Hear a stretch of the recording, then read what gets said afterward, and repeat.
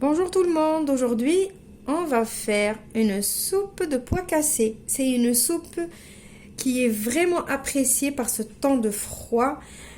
Elle est vraiment réconfortante et elle réchauffe bien comme il faut.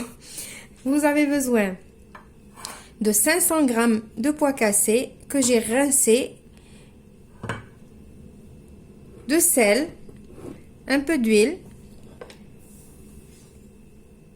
gousses d'ail, j'en ai 4 grosses gousses d'ail, sinon mettez 6 petits, un petit oignon, une cuillère à soupe de cumin et une cuillère à café de paprika. C'est tout ce qu'il nous faut. Après, il nous faut bien évidemment de l'eau.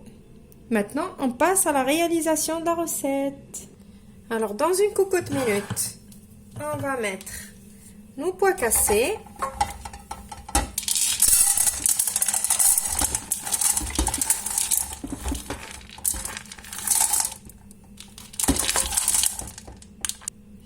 Je vais mettre tous mes ingrédients qu'on a cités. Je ne vais pas mettre le sel. Vous savez pourquoi? Je vous le dis toujours quand on cuisine des légumineuses. On ne met pas de sel parce que ça ralentit la cuisson. Maintenant, je vais mettre de l'eau. Je vais couvrir. C'est de l'eau froide. Je vais mettre l'équivalent d'1,5 litre. J'ai mis 500 g de pois cassés. Du coup, je triple. Je mets 1,5 litre d'eau. Voilà. Je vais mettre un petit filet d'huile. Et je vais couvrir ma cocotte. Et je vais la laisser cuire pendant 15 minutes après le sifflement de la soupape. Et je vais venir l'ouvrir tout à l'heure avec vous.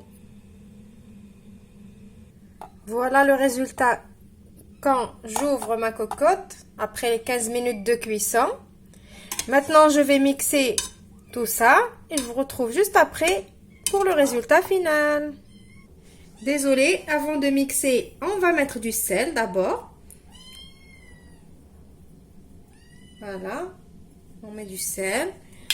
Après, je mixe.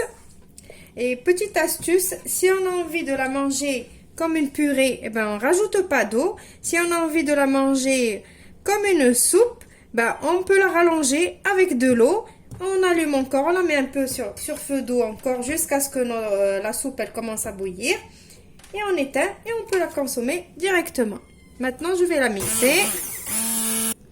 Voilà, ma purée de pois cassés ou ma soupe de pois cassés, elle est prête.